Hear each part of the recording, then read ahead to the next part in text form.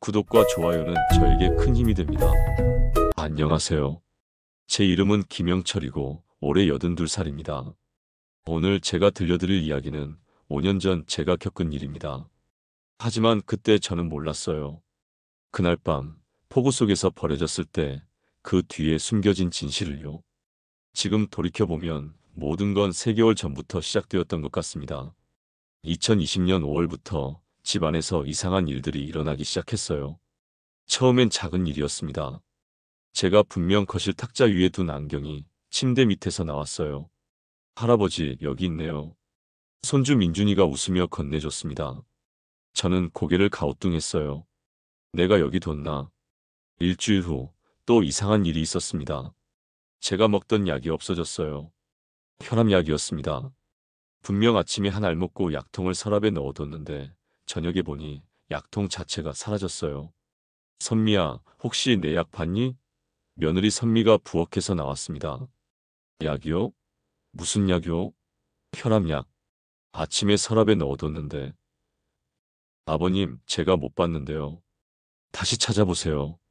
결국 약은 화장실 세면대 위에서 발견됐어요. 저는 기억이 나지 않았습니다. 내가 화장실에 가져갔나? 2주가 더 지났습니다. 이번엔 지갑이었어요. 제 지갑이 냉장고 야채 칸에 들어 있었습니다. 며느리가 발견했어요. 아버님, 이것 좀 보세요. 지갑이 여기 왜 있어요? 냉장고에? 저는 믿을 수가 없었습니다. 지갑을 냉장고에 넣다니. 아버님, 요즘 많이 피곤하신가 봐요.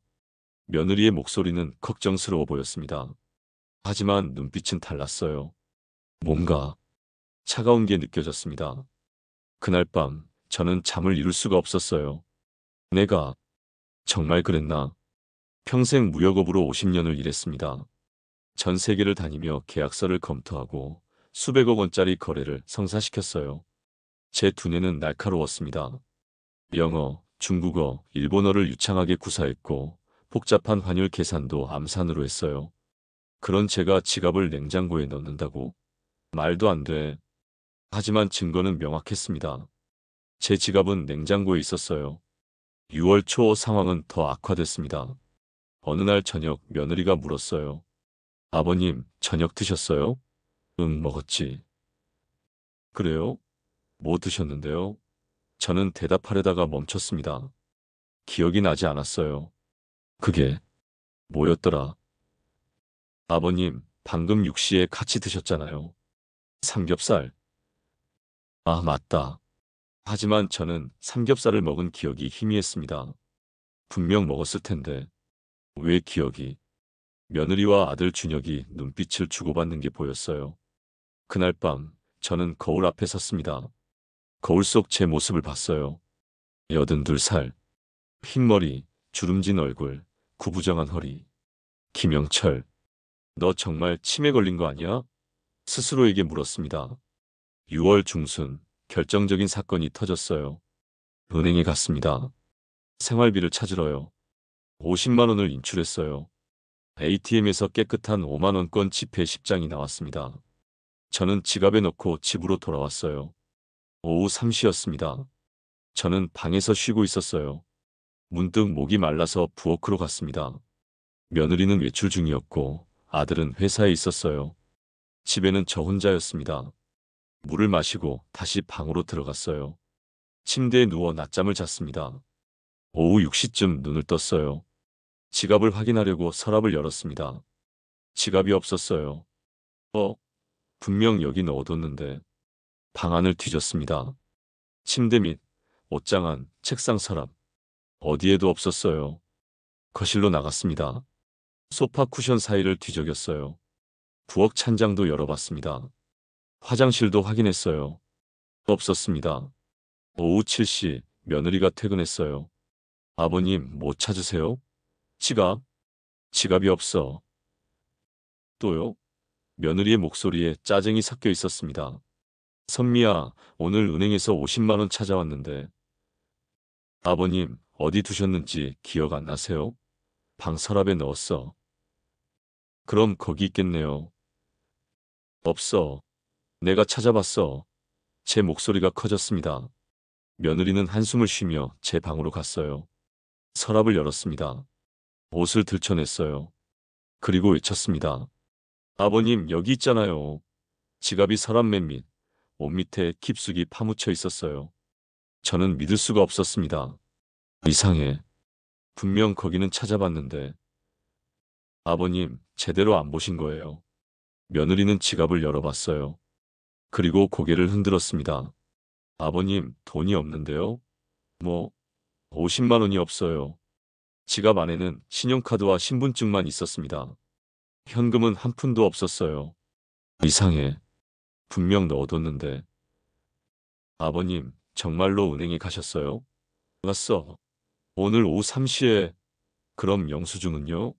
저는 주머니를 뒤졌습니다. 영수증이 없었어요. 이상하네. 영수증을 어디? 며느리는 저를 빤히 쳐다봤어요. 그 눈빛에는 확신이 담겨 있었습니다. 이 사람, 치매 걸렸구나. 그날 밤, 저는 방 안에 홀로 앉아 있었어요. 온갖 생각이 머릿속을 스쳐갔습니다. 정말 내가 치매일까? 은행에 간 게 꿈이었나? 아니야, 분명 갔어. ATM에서 돈을 뽑았어. 하지만 증거가 없었습니다. 영수증도 없고 돈도 없었어요. 새벽 1시, 잠이 오지 않았습니다. 화장실에 갔어요. 용변을 보고 손을 씻었습니다. 거울을 봤어요. 거울 속에 제 눈동자를 봤습니다. 그 안에 뭔가 번쩍이는 게 있었어요. 잠깐, 저는 거울을 자세히 들여다봤습니다. 제 눈, 분명하고 또렷한 눈빛. 그 순간 뭔가 이상하다는 느낌이 들었어요. 치매 환자의 눈이 이렇게 맑을까? 저는 30년 전을 떠올렸습니다. 장인어른이 치매에 걸렸을 때 그분의 눈은 흐릿했어요. 초점이 없었고 멍했습니다. 말도 어눌해졌고 걸음걸이도 휘청거렸어요. 하지만 저는 달랐습니다. 걸음걸이는 여전히 당당했고 말도 또렷했어요. 복잡한 계산도 할 수 있었고 책도 읽을 수 있었습니다. 그럼 뭐가 문제지? 갑자기 오싹한 생각이 들었어요. 설마 누가 일부러? 아니, 말도 안 됩니다. 누가 왜 그런 짓을 하겠어요? 하지만 그 의심은 머릿속에서 지워지지 않았습니다. 7월 들어 저는 조심스럽게 관찰하기 시작했어요. 며느리의 행동을 유심히 봤습니다. 아들의 표정도 살폈어요. 어느 날 저녁 며느리가 제 방에 들어왔어요. 저는 잔척했습니다. 눈을 살짝 뜨고 지켜봤어요. 며느리는 제 서랍을 열었습니다. 지갑을 꺼냈어요. 그리고 안에서 돈을 빼냈습니다. 5만 원권 몇 장. 제 심장이 두근거렸습니다. 며느리는 돈을 주머니에 넣고 지갑을 다시 서랍에 넣었어요. 하지만 원래 위치가 아니었습니다. 옷 밑 깊숙한 곳에 숨겼어요. 그리고 조용히 방을 나갔습니다. 저는 이불 속에서 온몸이 떨렸어요. 저 여자가 일부러 모든 게 명확해졌습니다. 며느리는 저를 치매 환자로 만들고 있었어요. 일부러 제 물건을 이상한 곳에 숨기고 제 돈을 훔치고 저를 혼란스럽게 만들고 있었던 겁니다. 왜? 왜 그런 짓을? 그날 밤 저는 잠들지 못했습니다. 7월 28일 화요일. 그날이 왔습니다. 저녁부터 비가 내리기 시작했어요. 장마철이었습니다. 뉴스에서는 호우경보가 발령됐다고 했어요. 밤 11시, 저는 화장실에 갔습니다. 용변을 보고 나오는데 거실 불이 켜져 있었어요. 며느리 선미가 소파에 앉아 핸드폰을 보고 있었습니다. 저는 지나가려다가 멈췄습니다. 거실 탁자 위에 제 지갑이 놓여 있었거든요. 또 저 여자가. 화가 치밀어 올랐습니다. 하지만 참았어요. 냉정을 유지했습니다. 선미야, 혹시 내 지갑 봤니? 며느리가 깜짝 놀라며 핸드폰을 숨겼어요. 지갑이요? 아니요, 못 봤는데요. 거짓말이었습니다. 지갑은 명백히 탁자 위에 있었어요. 이상하네. 내가 분명 방에 뒀는데. 저는 지갑을 집어들었습니다. 일부러 천천히 열어봤어요.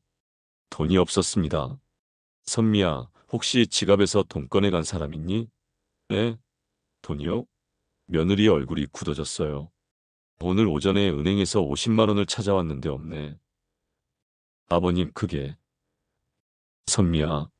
저는 며느리의 눈을 똑바로 쳐다봤어요. 내가 가져갔지? 아버님, 왜 저를 의심하세요? 며느리가 갑자기 소리를 질렀습니다. 예상했던 반응이었어요. 아버님, 요즘 자꾸 깜빡깜빡 하시잖아요. 깜빡하는 게 아니야. 제 목소리는 낮고 차분했습니다. 내가 일부러 그런 거잖아. 네? 뭐라고요? 내 물건들을 이상한 데 숨기고 내 돈을 훔치고 날 치매 환자로 만들려고 했지. 며느리의 얼굴이 하얗게 변했어요. 아버님, 무슨 소리를? 어젯밤에 봤어. 내가 내 방에 들어와서 지갑 뒤지는 거. 순간 며느리의 표정이 변했습니다. 놀람에서 당황으로 그리고 분노로. 그래서요? 봤으면 어쩔 건데요? 목소리가 완전히 달라졌어요. 더 이상 며느리의 목소리가 아니었습니다. 차갑고 날카로운 목소리였어요. 아버님, 그래서 뭐 어쩔 건데요? 경찰 부를 거예요? 선미야. 아버님, 누가 믿겠어요? 82살 치매 노인 말을요? 며느리는 냉소를 치었습니다. 아버님, 지난 3개월간 제가 뭘 했는지 아세요? 아버님, 치매 증거를 만들었어요. 뭐, 약을 화장실에 두신 거, 지갑을 냉장고에 넣으신 거, 저녁 먹은 걸 까먹으신 거, 다 증거예요. 제가 사진도 찍어뒀어요. 며느리는 핸드폰을 꺼냈습니다. 사진들을 보여줬어요. 냉장고 안에 제 지갑, 화장실 세면대에 제 약, 식탁에서 멍하니 앉아있는 제 모습. 아버님, 이걸 보면 누가 뭐라고 하겠어요? 아, 할아버지 치매 걸리셨구나 하겠죠. 제 온몸이 얼어붙었습니다. 왜, 왜 이런 짓을? 왜요? 며느리가 비웃었습니다. 아버님, 솔직히 말씀드릴게요. 저희 이 집 너무 좁아요. 아버님 방까지 합치면 딱 좋은데 아버님이 계속 계시니까 답답하잖아요. 그리고 아버님, 돈도 없으시잖아요. 저희한테 도움도 안 되시면서 왜 계속 여기 계세요? 선미야. 그때 방문이 열렸습니다. 아들 준혁이 나왔어요. 무슨 일이야? 오빠 아버님이 또 이상한 소리 하세요. 제가 돈 훔쳤대요. 또? 아들의 얼굴에 짜증이 가득했습니다. 아빠, 이러지 마세요. 선미가 왜 그런 짓을 해요? 준혁아, 내 아내가 날. 아빠, 아들이 소리를 질렀어요. 아빠, 요즘 너무 심하세요. 맨날 돈 없어졌다, 물건 없어졌다. 이제 지쳤어요. 준혁아, 아빠 말 좀 들어봐. 아빠, 병원 가세요. 치매 검사 받으세요. 나는 치매 아니야. 그럼 증명하세요. 지금 당장 50만 원이 어디 있는지 찾아보세요. 저는 입을 다물었습니다. 며느리가 핸드폰을 들었어요.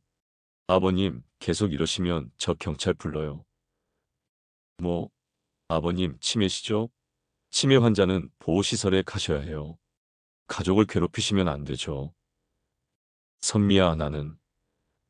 아버님, 며느리의 목소리는 얼음장처럼 차가웠습니다. 나가주세요. 지금 당장. 선미야, 밤 11시야. 밖에 비 오는데. 상관없어요. 나가세요. 며느리는 현관문을 활짝 열었습니다. 쏴. 폭우가 쏟아지고 있었어요. 바람도 세차게 불었습니다.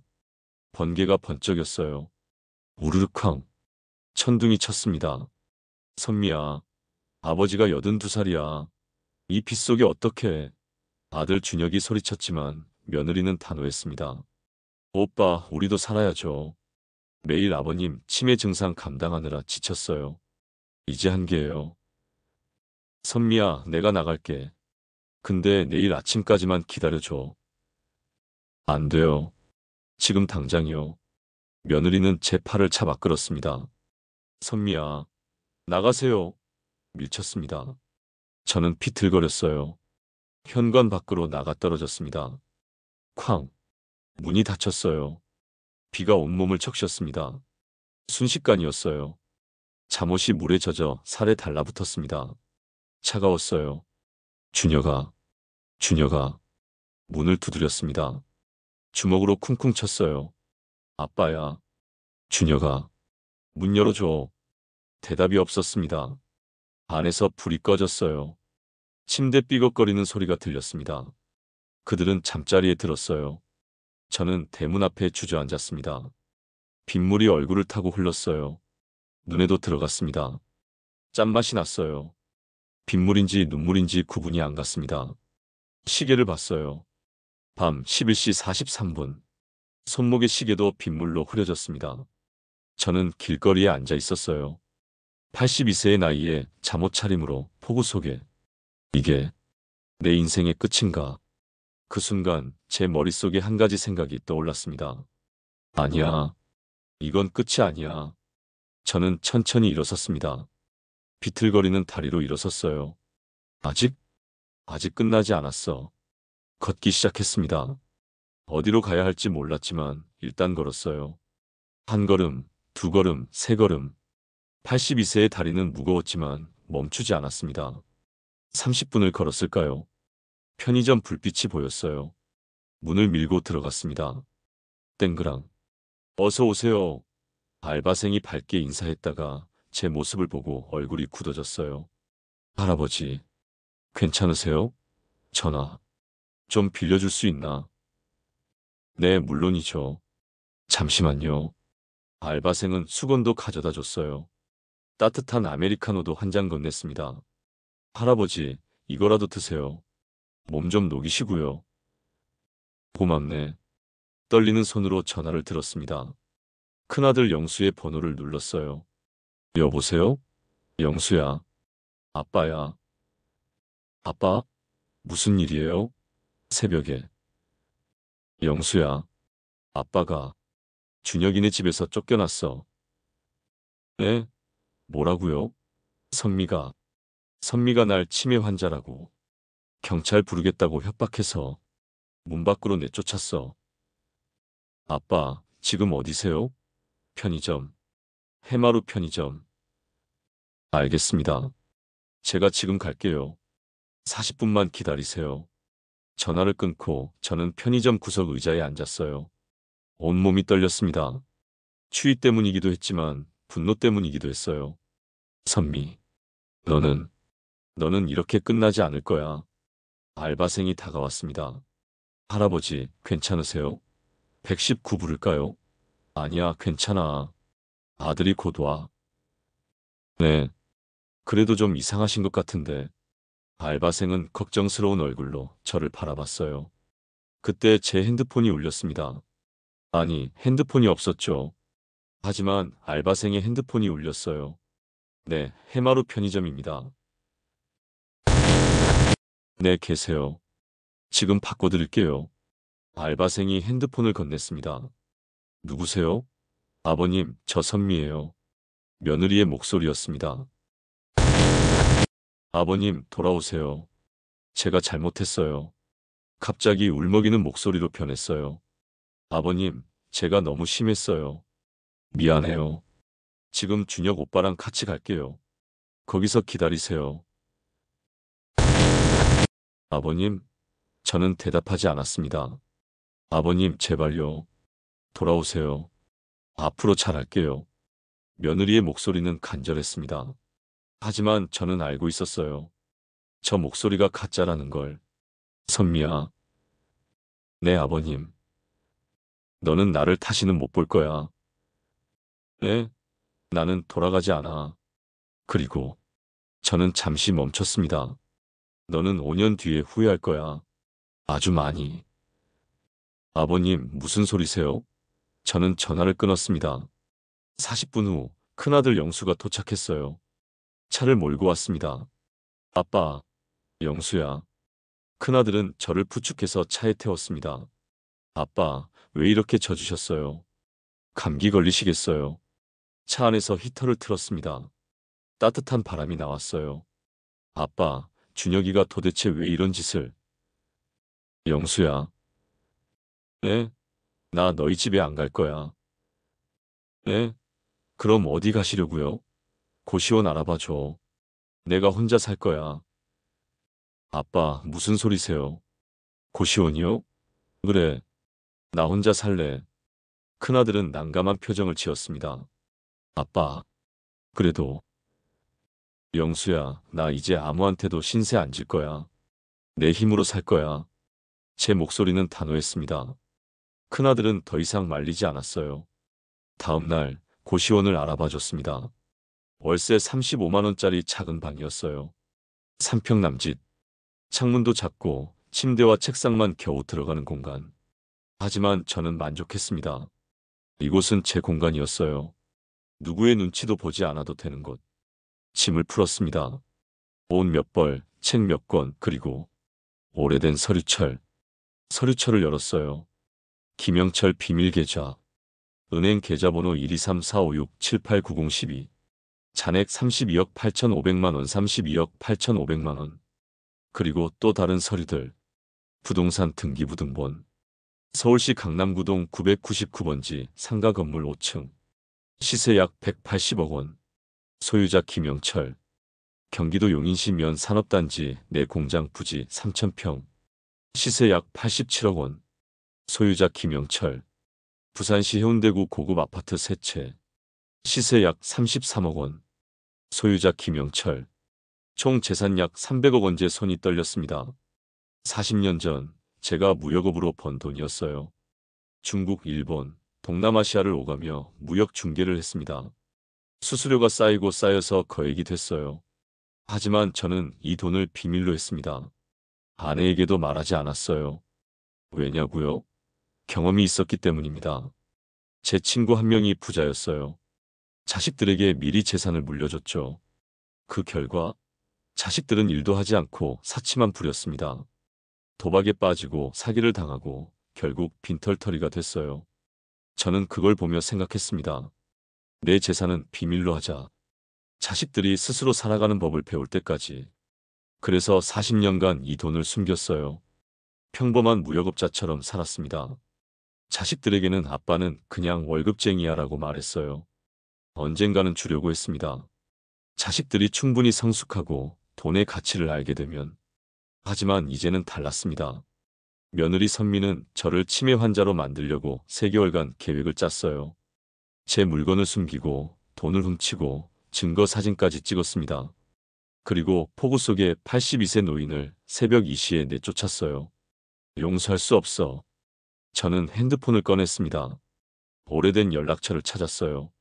박지연 마이너스 재정 컨설턴트 15년 전부터 제 재산을 관리해주던 전문가였습니다. 50대 초반의 능력 있는 여성이었어요. 전화를 걸었습니다. 여보세요? 지연 씨, 나 김영철입니다. 어머, 회장님. 오랜만이에요. 어떻게 지내세요? 지연 씨, 부탁이 있어서 전화했어요. 무슨 일이세요? 내 며느리를 조사해줬으면 해요. 장선미, 막내 며느리. 조사요? 무슨 일이 있으셨나요? 저는 모든 것을 말했습니다. 3개월간의 괴롭힘, 치매로 몰린 과정, 50만 원 도난, 폭우 속에 버려진 밤, 지금 고시원에 사는 상황. 전화기 너머로 박지연 씨의 놀란 목소리가 들렸어요. 회장님, 이건 심각한 범죄입니다. 노인학대예요. 알아요. 회장님, 제가 조사팀을 꾸리겠습니다. 사설탐정, 변호사, 회계사까지 동원해서 며느리의 모든 걸 파헤치겠어요. 고맙습니다. 회장님, 그런데 한 가지 여쭤봐도 될까요? 뭔가요? 왜 이제야 말씀하세요? 300억 자산 가시면 이런 일 당하실 필요가 없었잖아요. 저는 쓴웃음을 지었습니다. 지연 씨, 돈이 있으면 사람들이 변해요. 진심을 알 수가 없어요. 나는 자식들이 날 돈 때문에 대하는 게 아니라 진심으로 대해주길 바랐어요. 그랬군요. 하지만 결과는 보셨죠. 돈이 없다고 생각하니까 치매 환자로 만들어서 내쫓더라고요. 회장님, 지연 씨, 이제 그 진심의 가치가 뭔지 보여줄 시간이에요. 2주 후 박지연 씨가 고시원으로 찾아왔어요. 두툼한 파일을 들고 있었습니다. 회장님, 조사 결과입니다. 파일을 펼쳤습니다. 조사 보고서 마이너스 장선미 김준혁의 배우자일. SNS 활동 분석 며느리는 비공개 인스타그램 계정을 운영하고 있었습니다. 친한 친구 50명만 팔로워로 있는 계정이었어요. 2020년 5월 3일. 시아버지 요즘 이상해지심. 깜빡깜빡하신데 키읔키읔. 우리 집에서 나가셨으면 2020년 6월 15일 시아버지 지갑 냉장고에 넣으심 키읔키읔키읔. 완전 치매 같음. 요양원 알아봐야 하나 2020년 7월 28일 새벽 3시 18분. 드디어 해냈다. 시아버지 내보냄 성공 키읔키읔키읔. 치매 걸린 척하니까 순순히 나가심. 폭우 속이었는데도 키읔키읔. 이제 방 하나 생김 완전 꿀. 우리 집 되찾음. 제 손이 떨렸습니다. 치매 걸린 척? 회장님, 며느리는 회장님이 진짜 치매인 줄 알았던 게 아니에요. 일부러 치매처럼 보이게 만든 겁니다. 그리고 더 있습니다. 50만 원 도난 증거. 박지연 씨는 USB를 꺼냈어요. 노트북에 연결했습니다. 회장님, 이건 아드님 집 근처 CCTV입니다. 영상이 재생됐습니다. 2020년 7월 28일 오후 3시 42분. 제가 은행 ATM에서 나오는 모습이 보였어요. 손에 지갑을 들고 있었습니다. 회장님, 여기 보세요. 확실히 은행에 가셨어요. 다음 영상. 같은 날 오후 6시 23분. 며느리 선미가 제 방에서 나오는 모습이 보였어요. 손에 뭔가를 쥐고 있었습니다. 돈이었어요. 회장님, 며느리가 회장님 지갑에서 50만 원을 훔쳤습니다. 그리고 나중에 회장님이 기억 못하신다고 우겼던 거예요. 제 가슴이 무너졌습니다. 이 여자가 정말. 회장님, 그리고 이것도 보세요. 3. 재정 상태. 장선미 신용카드 사용 내역 2020년 1월 7월 1월 870만 원 명품 가방 3개, 고급 레스토랑. 2월 920만 원 명품 의류, 호텔 스파. 3월 850만 원 명품 신발, 백화점. 4월 980만 원 명품 시계, 해외 직구. 5월 1030만 원 명품 가방 2개, 고급 레스토랑. 6월 1120만 원 명품 의류, 성형외과. 7월 910만 원 명품 액세서리, 백화점. 7개월 평균 약 950만 원. 회장님, 며느리는 매달 거의 1000만 원을 쓰고 있었습니다. 1000만 원. 아드님 연봉이 8천만 원인데 며느리 지출만으로 연간 1억 2천만 원이 나갑니다. 그럼 네, 빚이 있을 겁니다. 박지연 씨는 다음 서류를 펼쳤어요. 김준혁 막내 아들 부채 내역. 신용대출 8천만 원. 카드론 3,500만 원. 제2금융권 대출 2,800만 원. 총 부채 1억 4,300만 원. 회장님, 아드님은 이미 빚더미에 앉아 있었어요. 며느리의 과소비 때문이죠. 그래서 회장님을 내쫓은 겁니다. 회장님 방을 세를 놓으면 월 50만 원이라도 벌 수 있으니까요. 저는 고개를 떨궜습니다. 지연 씨. 네, 회장님. 복수하고 싶어요. 제대로. 회장님. 박지연 씨는 제 손을 잡았습니다. 저도 도와드리고 싶어요. 하지만 한 가지만 여쭤볼게요. 뭔가요? 회장님, 정말 복수하고 싶으세요? 아니면 자식들이 변하길 바라세요? 저는 잠시 생각했습니다. 며느리 선미 얼굴이 떠올랐어요. 그날 밤 저를 폭우 속에 내쫓으면서 짖던 냉소. 아들 준혁의 모습도 떠올랐습니다. 아무 말도 하지 않고 그냥 침대로 돌아가던 그 뒷모습. 지연 씨, 저는 천천히 말했습니다. 복수하고 싶어요. 하지만 그냥 복수가 아니라. 네? 저들이 진실을 알게 하고 싶어요. 자기들이 무엇을 버렸는지. 박지연 씨는 고개를 끄덕였습니다. 알겠습니다. 그럼 계획을 세우죠. 5년이 흘렀습니다. 2025년 5월. 그동안 저는 고시원에서 작은 아파트로 이사했어요. 30평짜리 깨끗한 아파트였습니다. 아들들과는 완전히 연락을 끊었어요. 전화번호도 바꿨습니다. 박지연 씨는 계속 아들들의 상황을 보고했어요. 회장님, 막내 아드님 상황이 더 나빠졌습니다. 그래요? 네. 사업 실패로 빚이 12억 원까지 늘었어요. 12억. 며느리 장선미 씨도 카드 빚이 5천만 원입니다. 계속 명품을 사더라고요. 그렇군요. 회장님, 그리고 박지연 씨는 잠시 망설이다가 말했습니다. 며느리가 회장님을 찾고 있어요. 나를? 네. 5년 만에 갑자기요. 빚 때문에 회장님한테 돈을 빌리려는 것 같습니다. 재미있군요. 저는 창밖을 바라봤습니다. 벚꽃이 피고 있었어요. 지연 씨 만나줄까요? 네, 며느리를 만나주죠. 뭐라고 하는지 들어보고 싶어요. 일주일 후 집 초인종이 울렸습니다. 띵동. 문을 열었어요. 며느리 선미가 서 있었습니다. 5년 만이었어요. 많이 변해 있었습니다. 얼굴이 초췌했어요. 눈 밑에 다크서클이 있었고 머리카락도 푸석푸석했습니다.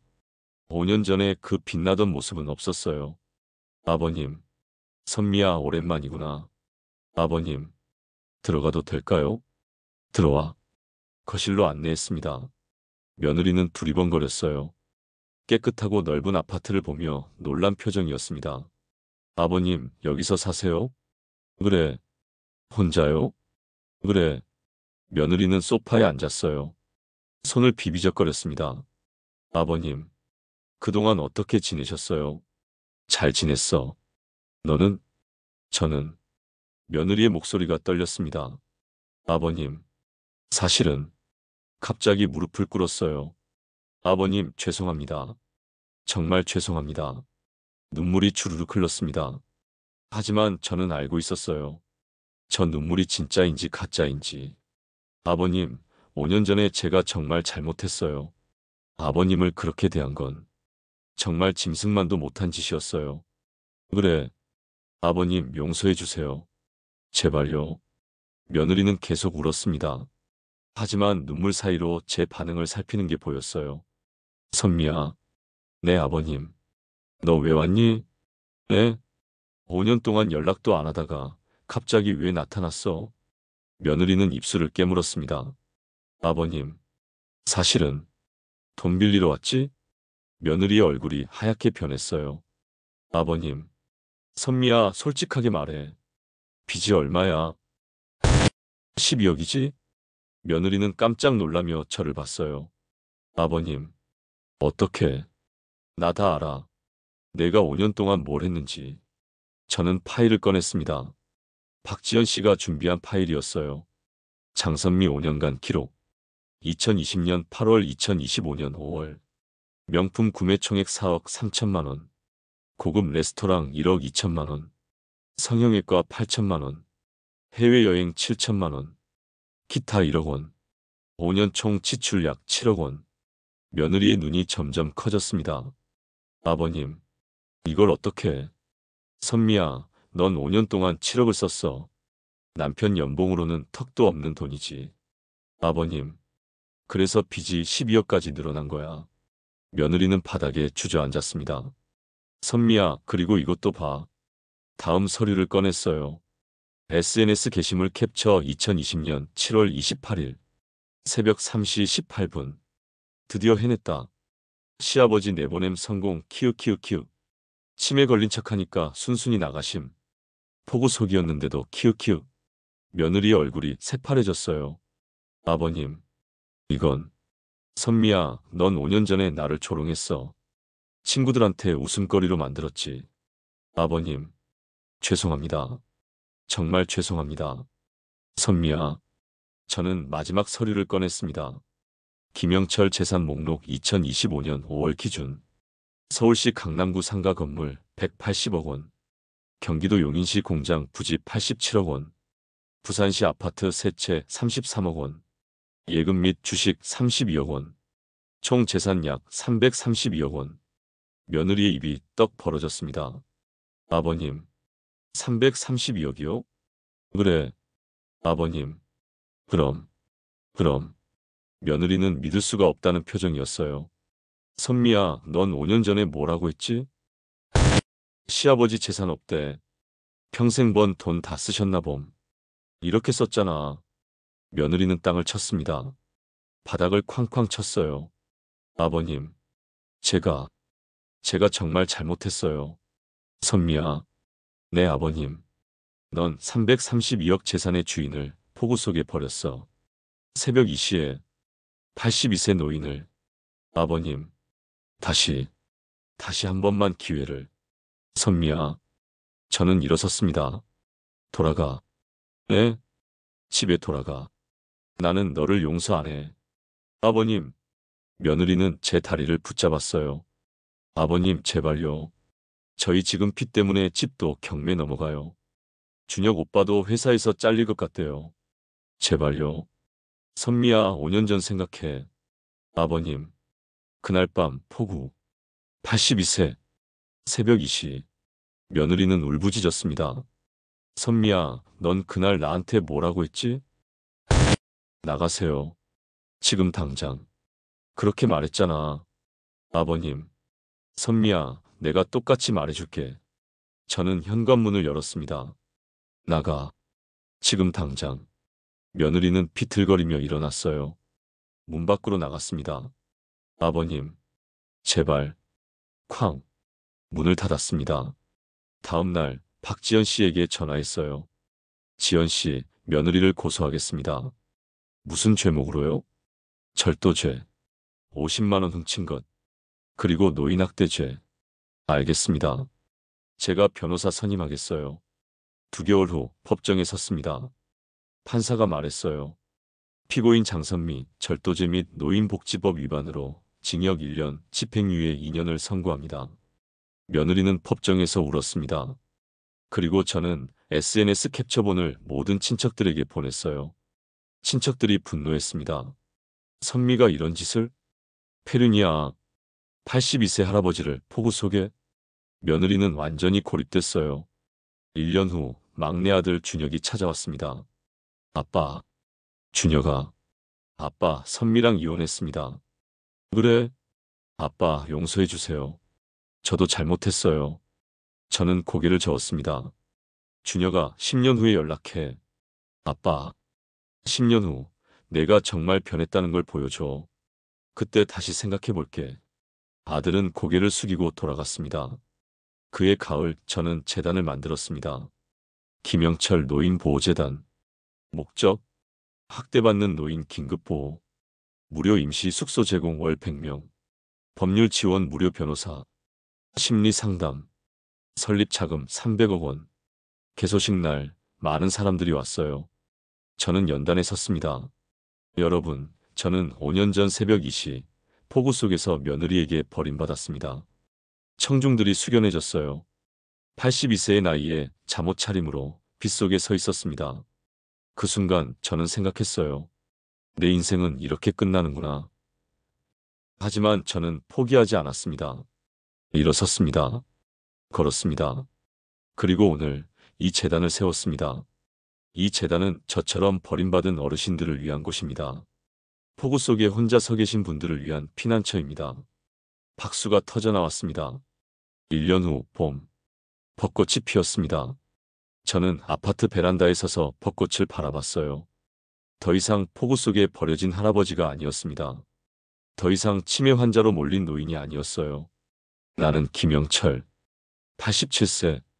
332억 재산의 주인. 그리고 수천 명의 어르신들을 돕는 재단의 설립자. 벚꽃잎이 바람에 날렸습니다. 저는 눈을 감았습니다. 그것은 제 인생에서 가장 아름다운 봄날이었습니다. 끝.